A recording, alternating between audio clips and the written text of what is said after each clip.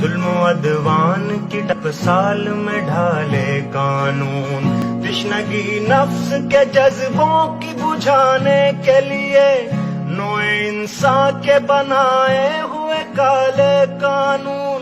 ऐसे कानून से नफरत है, अदावत है मुझे, इनसे हर सांस में तहरीक बगावत है मुझे, आज भी मेरे ख्यालों में। उसमें से 3 आजाद हो गए जिंदगी से, एक वालिदा 2 बेटे।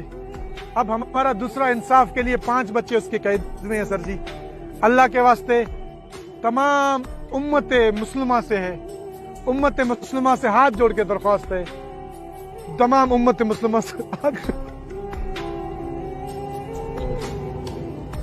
सर 5 बच्चों को बचा लो, आप कमजोर है सर, 5 बच्चों को बचा लो, उस औरत ने कुरान का वास्ता दिया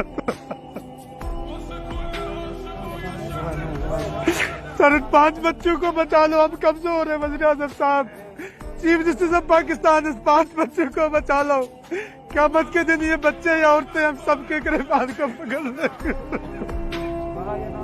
मरीज साहब, अल्लाह ताला खैर करे। इस वक्त आप देख रहे हैं 5 बच्चों को बचा